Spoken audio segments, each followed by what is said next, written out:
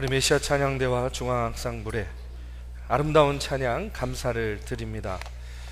지난 2박 3일 동안 또 꿈빛 캠프를 은혜 가운데에서 또 이끌어주신 우리 하나님께 감사와 영광을 돌립니다. 우리 그와 같은 감사의 고백을 담아서 우리 하나님께 영광의 박수 돌리겠습니다.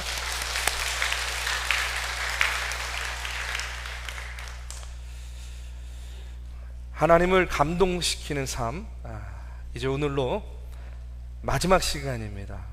그동안의 성령의 9가지 열매를 가지고 하나님을 감동시키는 성령의 열매를 맺자 하는 그런 말씀을 나눴는데요, 오늘 그 마지막 시간 절제의 열매에 대해서 나누고자 합니다. 여러분, 바울이 성령의 열매를 이야기하면서 사랑과 희락과 화평과 오래 참음과 자비와 양선과 온유와 그 다음에 뭡니까? 절제. 맨 마지막에 있는 열매가 뭐예요? 절제의 열매를 이야기하고 있어요. 여러분, 왜 절제의 열매를 이 9가지 중에 맨 마지막에 뒀을까? 아마도 각각의 열매들이 다 중요한 열매들이기는 하지만 이 마지막에 이 절제의 열매야말로 우리가 성령의 열매 가운데 가장 중요한 덕목이다 하는 것을 강조하기 위해서 이 절제의 열매를 마지막에 뒀다, 이렇게 생각합니다. 다른 열매들도 다 하나하나 각각 중요하고 소중한데 이 절제의 열매야말로 그 다른 열매들을 완성시키는 그런 중요한 열매다 하는 것을 강조하고 있는 겁니다. 여러분, 이 절제라는 말이요, 헬라어로 엔크라테이어라는 그런 단어인데 이 본래의 뜻이 뭐가 있냐면 훈련을 목적으로 모든 종류의 욕망을 자제하는 것이라는 그런 뜻이 있어요. 절제는 뭡니까? 훈련을 목적으로 모든 종류의 욕망, 그 욕망을 자제하는 것, 그것이 바로 절제라는 그런 이야기예요. 영어로는 self control이라고 이야기할 수 있을 것 같아요. 여러분, 우리가 성령과 교제하게 되면 어떻게 되는 겁니까? 절제의 열매를 맺게 되는 거예요. 그 절제의 열매는 어떤 겁니까? 우리 안에 있는 여러 가지 욕망들을 제어하고 자제할 수 있는 그런 힘이 생기게 된다는 그런 의미예요. 그렇기 때문에 우리가 성령의 열매 가운데 이 절제의 열매를 맺는 일은 대단히 중요하다, 이렇게 말씀드릴 수가 있습니다. 그렇다면 우리가 절제의 열매를 어떻게 맺어야 되겠는가? 저는요, 먼저 이렇게 말씀드리고 싶어요. 입을 통해서 들고 나는 것을 조심해야 된다, 이렇게 말씀드리고 싶습니다. 우리가 절제의 열매를 맺기 위해서는 입으로 들고 나는 것을 절제해야 된다는 그런 이야기예요. 제가 전에 섬기던 교회의 건너편 쪽에는 아주 유명한 성당이 있었습니다. 하루는 그 앞을 지나가고 있는데 막 시끌벅적한 거예요. 보니까 그 성당에서 지역사회를 섬기기 위해서 행사를 벌이는 것 같았어요. 이렇게 보니까 캐톨릭은 술, 담배 이런 것들이 자유롭잖아요, 그렇죠? 예, 자유로운데 소위 말해서 막걸리 파티가 벌어진 거예요. 예. 성당에서 이제 막걸리를 뭐 지역 주민들 또 그 행사에 참여한 사람들한테 제공을 해가지고 막 그냥 테이블마다 막 신이 났습니다. 그것뿐만이 아니라 또 막 시끌벅적해요. 초대 가수를 모셔다가 또 이제 노래까지 하는 거예요. 여흥을 돋구는 겁니다. 저도 잘 알고 있는 막 땡벌 뭐 차차차 막 이러면서 초대 가수가 흥을 막 돋우고 있는 거예요. 근데 제가 그 모습을 보면서, 여러분, 제가 뭐 타종교회를 뭐 이렇게 폄하하기 위해서 얘기하는 게 아니라 좀 마음이 무거웠어요. 왜 무거웠냐면, 저는 적어도 우리의 종교라는 것이요, 소위 말해서 종교의 그 고귀함은 어디에 있느냐? 절제에 있다고 생각합니다. 할 수 없어서 안 하는 것이 아니라 할 수 있음에도 불구하고 절제하는 모습. 포교도 좋지만 전도도 좋지만, 여러분, 우리가 세상 사람들에게 보여주고 가르쳐야 될 것은 뭡니까? 그들의 눈높이를 맞추는 그런 노력도 중요하겠지만 정말 중요한 건 뭐예요? 예? 바로 절제의 모습을 보여주는 것이 정말 중요한 것 아니겠습니까? 저는요, 오히려 세상 사람들이 자신들과 같은 우리 신앙인들의 모습을 보고 감동한다고 생각하지 않습니다. 자신들과 같은 줄 알았는데 결정적인 순간에 달라요. 절제합니다. 제어합니다. 자기 자신을 컨트롤해요. 여러분, 그 모습 속에서 세상 사람들은요, 나와 다른 우리들의 모습을 보고 감동하는 거 아니겠냐는 거예요. 여러분, 믿지 않는 이들에게 절제의 모습을 보여주는 것, 저는 그것이요, 그들을 감동시키는 그런 종교의 진수, 우리 기독교의 진수다, 이렇게 믿습니다. 여러분, 저는요, 이런 모습들을 보고 이런 도전들을 마주할 때마다 생각나는 그런 말씀이 있어요. 어떤 말씀이냐면 고린도전서 8장에 보면 바울의 권면이 있습니다. 여러분, 이 고린도 교회에 우상에게 바쳐진 음식을 먹어도 되느냐, 먹지 말아야 되느냐 하는 그런 문제 때문에 서로 대단히 논쟁이 있었습니다. 자유롭게 음식을 먹는 사람이 있는 반면에 또 어떤 사람들은 우상에게 바쳐진 음식은 우상의 것이기 때문에 먹으면 안 된다, 이렇게 서로의 의견들이 대립을 하게 되었어요. 이에 대해서 바울이 뭐라고 이야기를 하냐면, 믿음이 큰 자와 믿음이 작은 자의 예를 들어서 이렇게 이야기를 합니다. 고린도전서 8장 7절에서 13절의 말씀 제가 잠깐 읽어드릴 텐데 한번 귀 기울여서 잘 들어보시기 바랍니다. 어떤 이들은 지금까지 우상에 대한 습관이 있어 우상의 제물로 알고 먹는 거로 그들의 양심이 약하여지고 더러워지느니라. 음식은 우리를 하나님 앞에 내세우지 못하나니 우리가 먹지 않는다고 해서 더 못 사는 것도 아니고 먹는다고 해서 더 잘 사는 것도 아니니라. 그런즉 너희의 자유가 믿음이 약한 자들에게 걸려 넘어지게 하는 것이 되지 않도록 조심하라. 지식 있는 내가 우상의 집에 앉아 먹는 것을 누구든지 보면 그 믿음이 약한 자들의 양심이 담력을 얻어 우상의 재물을 먹게 되지 않겠느냐. 그러면 내 지식으로 그 믿음이 약한 자가 멸망하나니 그는 그리스도께서 위하여 죽으신 형제라. 이같이 너희가 형제에게 죄를 지어 그 약한 양심을 상하게 하는 것이 곧 그리스도에게 죄를 짓는 것이니라. 그러므로 만일 음식이 내 형제를 실족하게 한다면 나는 영원히 고기를 먹지 아니하여 내 형제를 실족하지 않게 하리라. 여러분, 이 말씀을 좀 쉽게 설명을 하면 이런 겁니다. 하나님께서 우리에게 주신 모든 음식은요, 선하다는 거예요. 음식을 먹지 않는다고 해서 우리가 경건해지는 것은 아니라는 이야기입니다. 여러분, 그 예를 어디서 볼 수 있냐면, 여러분, 바리새인들을 보십시오.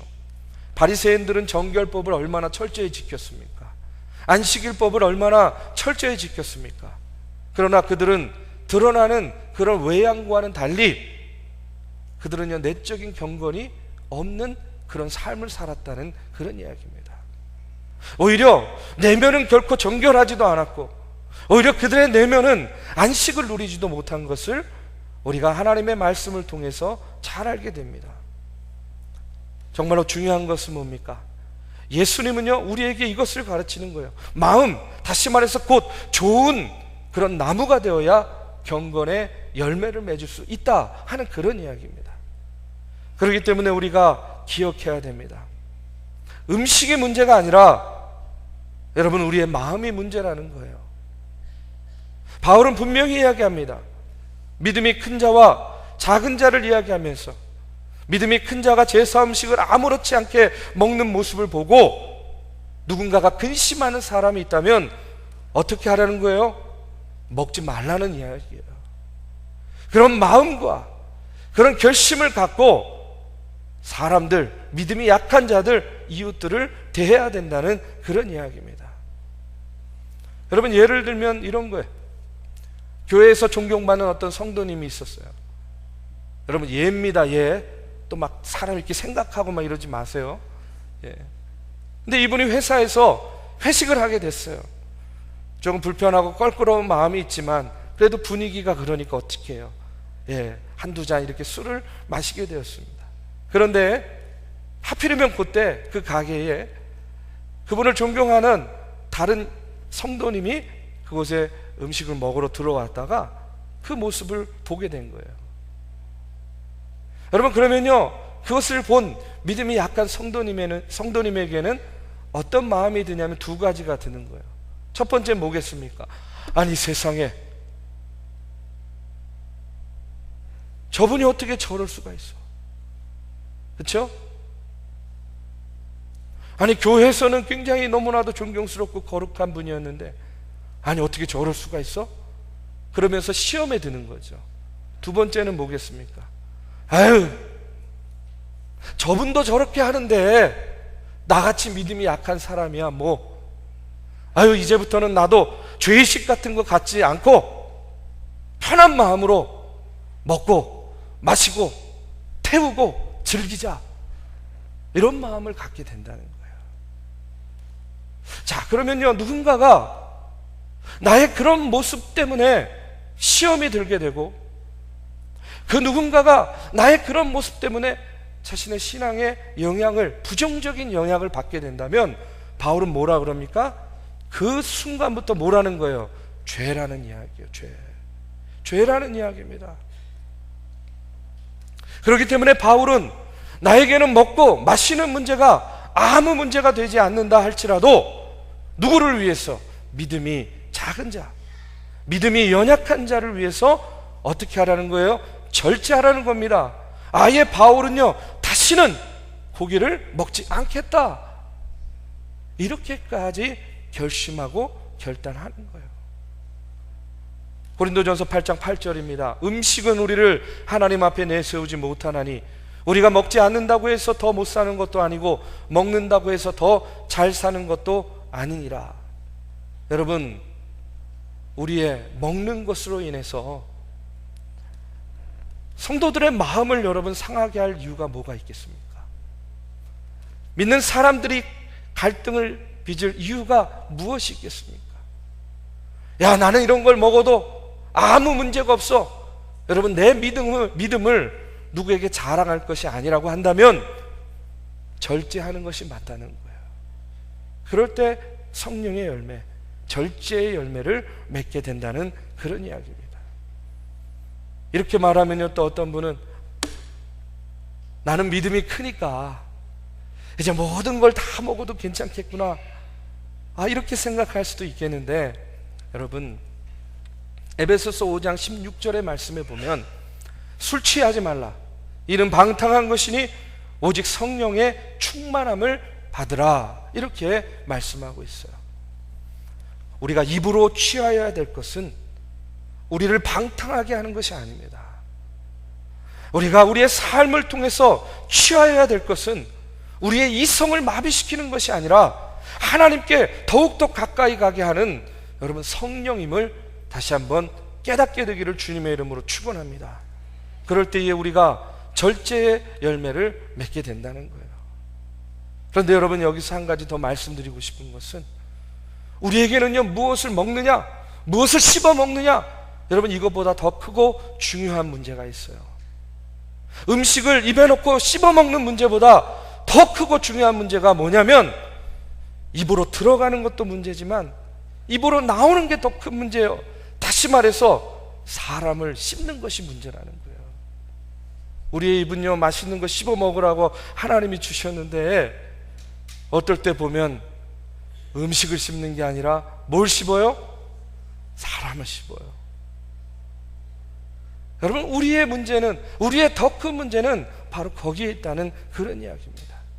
그렇기 때문에 우리는 늘 우리의 입술을 절제해야 될 줄로 믿습니다. 너무도 우리의 입술이요, 구별할 줄 모르고 여러분 말을 너무나 쉽게 내뱉고 산다는 그런 이야기입니다. 마태복음 5장 22절의 말씀에 보면 우리 주님께서 얼마나 두렵고 떨리는 말씀을 하고 있는지 몰라요. 여러분, 한번 같이 읽어보겠습니다. 시작. 나는 너희에게 이르노니 형제에게 노하는 자마다 심판을 받게 되고 형제를 대하여 라가라 하는 자는 공회에 잡히게 되고 미련한 놈이라 하는 자는 지옥불에 들어가게 되리라. 여러분, 여기서 라가라는 말은요, 바보다, 이렇게 이렇게 놀리는 그런 말이에요. 형제에게 노하고 형제를 바보라고 이야기하고 여러분 형제를 미련한 자라고 이야기하면 어떻게 된다는 겁니까? 지옥불에 들어간다는 그런 이야기예요. 그렇기 때문에 여러분 입술의 절제가 얼마나 중요한 겁니까? 여러분 우리의 입술은요 취하지 말아야 될 것을 씹어야 되는 입술이 아닙니다. 우리의 사람들 동료들을 씹는 입술이 아니에요. 우리의 입술은 거룩한 예수 그리스도의 복음을 세상 가운데 전하고 선포해야 될 여러분 거룩한 도구입니다. 왜 이 입술을 가지고 취하지 말아야 될 것, 먹지 말아야 될 것, 씹지 말아야 될 것을 씹습니까?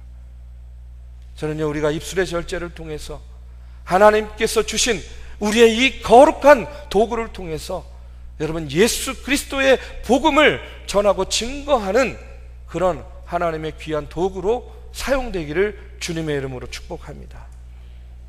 여러분 그렇기 때문에 우리가 절제의 열매를 맺어야 돼요.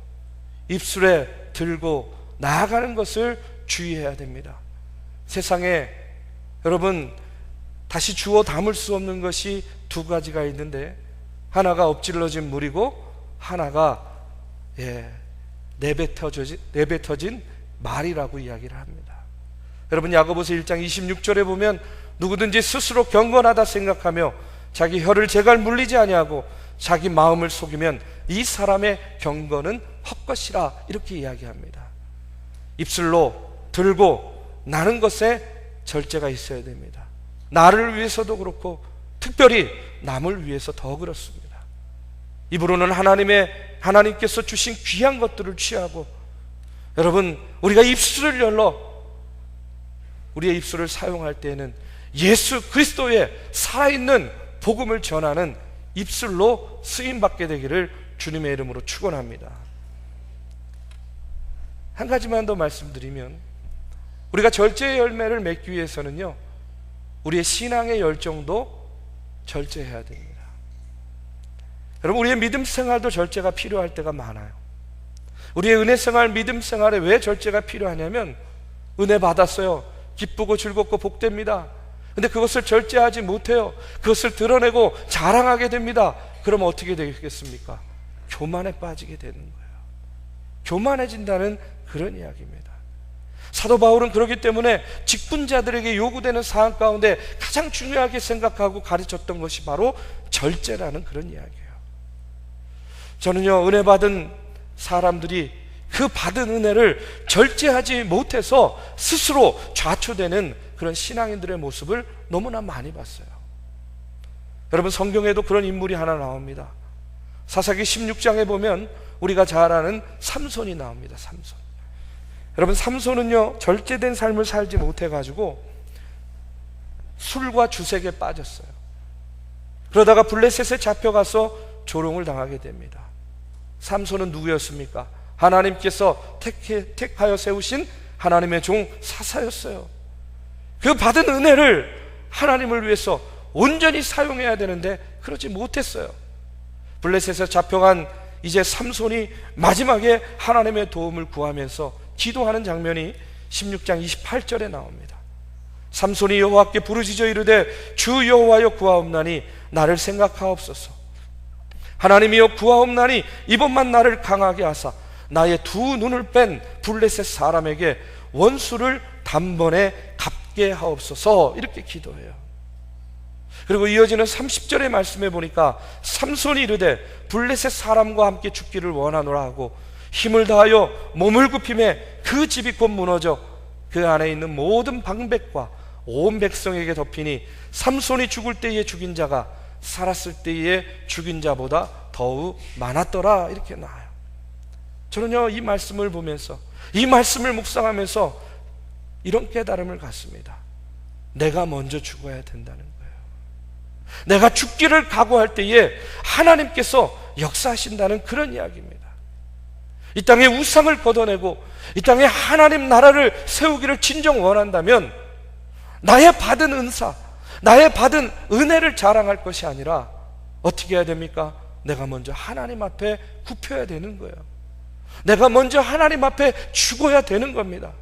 내가 죽기를 각오하고 나아갈 때에 하나님께서 우리를 사용해 주신다는 그런 이야기예요. 우리가 믿음과 신앙생활 가운데에 받은 바 은혜가 너무나 크고 놀라워서 그것을 자랑하다가 여러분 교만에 빠지면 안 된다는 이야기예요. 저는요, 목회하면서 주변에 보면 참으로 많은 사역 감당하고 세상 사람들에게 영향력 있는 말씀을 전하였던 그런 목회자들이요, 말년에 쓰러지고 욕을 당하고 사람들의 조롱거리가 되는 경우를 종종 보게 됩니다. 왜 그렇습니까? 정작 사람들에게는 절제하십시오 이렇게 선포했을지 모르지만 자기 스스로는 절제의 열매를 맺지 못했기 때문에 그런 거예요. 하지 말아야 될 것들에 대해서 오히려 더 열심을 냈고, 해야 될 것들에 대해서는 너무나 소홀히 여기는 어리석음을 범했기 때문에, 다시 말해서 절제의 열매를 맺지 못했기 때문에 그렇게 무너져 갔다는 이야기입니다. 사랑하는 우리 믿음의 성도 여러분, 오늘 우리는요, 절제의 열매를 풍성히 맺어야 될 줄로 믿습니다. 내 잔이 넘치고 내 잔이 차고 넘치는 풍성한 은혜도 감사하겠지만 그것이 너무 과해서 교만함으로 쓰러지고 넘어져서는 결코 안 될 줄로 믿습니다. 이제 성령의 열매 강해를 끝내면서 여러분 이 시간에 다시 한번 꼭 기억해야 될 것이 있습니다. 여러분, 우리가 사랑과 희락과 화평과 오래 참음과 자비와 양선과 온유와 절제의 이 아름다운 열매를 맺어 나가는데, 여러분 우리가 반드시 분별해야 될 것이 있어요. 그것은 뭐냐면 오늘 내 삶을 통해서 맺어지고 있는 이 성령의 열매가 진짜인가 아니면 가짜인가를 우리가 분별해야 돼요. 여러분, 뷔페 같은 데 가보면요, 이렇게 과일이나 뭐 음식 같은 거 가짜를 갖다가 이렇게 진열해 놓는 경우가 있어요. 겉으로 보면요, 얼마나 때깔도 좋고 얼마나 싱싱해 보이는지 몰라요. 근데 중요한 건 뭡니까? 아무리 보기 좋아 보여도 먹을 수 있습니까? 없습니까? 먹을 수 없다라는 거예요. 보기 좋은 것과 실제로 열매는 다르다는 그런 이야기예요. 그렇기 때문에 오늘 우리가 성령의 열매를 맺어야 되는데 그 열매가 진짜 성령의 열매인지 아닌지를요, 우리가 분명히 분별해야 된다는 그런 이야기예요. 진짜 같았는데 가짜 열매가 있다는 그런 이야기입니다.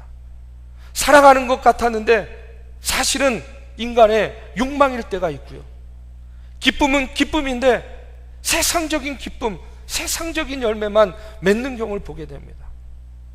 화평의 열매를 맺는 줄 알았는데 그저 자신의 인간적인 만족만 채우는 경우를 보게 되고, 겉으로는 오래 참는 것 같은 인내의 모습을 보는데 속으로는요, 벼르고 있는 거예요. 어디 한번 두고 보자. 자비를 베푸는 것 같은데 그 속에 자기 자랑이 숨어 있습니다. 양선을 베풀기는 하는 것 같은데 어느 정도 선에 이르면 여러분 그냥 끝내버리는 제한적인 그런 양선의 모습으로 살아가요. 충성을 하긴 하는데 눈에 보이지 않는 데서 충성하는 것이 아니라 사람들의 눈에 보이는 데서만 충성하고 있습니다. 온유하긴 한데 그 온유가 너무 지나쳐서 비굴함에 서 있고, 정의는 온데간데 없는 그런 온유함의 열매를 맺고 있을 때도 있다는 거예요. 절제하기는 하는데 진정 내 마음 가운데에서 우러나오는 절제가 아니라 해야 된다라는 그 강박관념 때문에 절제하는 경우도 얼마나 많이 있습니까? 여러분, 열매는 열매인데 그 열매가 진짜 열매인지, 우리가 진짜 하나님께서 바라시는 성령의 열매를 맺어 나가고 있는지, 여러분 오늘 우리가 분별해야 됩니다. 우리가 그것을 구분해야 됩니다. 우리는 진짜 성령의 열매, 진짜 하나님을 감동시키는 그런 아름다운 열매를 맺어야 될 줄로 믿습니다. 이 성령의 열매 가운데에 여러분 어떤 분들은요 9가지를 다 맺어 나가는 분도 있지만 어떤 분들은 한두 가지 어렵게 맺어 나가는 분도 있을 거라고 생각합니다. 그러나 중요한 것은 양이 아닙니다. 우리가 하나님 앞에 어떤 마음으로 서고 어떤 마음으로 하나의 열매라도 그것이 진짜 하나님의 열매로 맺어 나가는지가 중요하다고 믿습니다. 사랑하는 우리 믿음의 성도 여러분, 오늘 우리 중앙교회가요, 말로만 아니라, 우리가 머리로만 아니라, 여러분 우리의 가슴이 뜨거워져서 하나님께서 주시는 성령의 충만함으로 이와 같은 성령의 아름다운 열매를 맺어 나가게 되길 간절히 바랍니다. 무엇보다 절제의 열매를 통해서 우리에게 주신 그 성령의 열매들이 더욱더 성숙하고 더욱더 성장하는 그런 하나님의 열매가 되기를 주님의 이름으로 축원합니다. 우리 이 시간에 다 자리에서 일어나셔서 함께 찬양하고 기도하는 시간 갖겠습니다.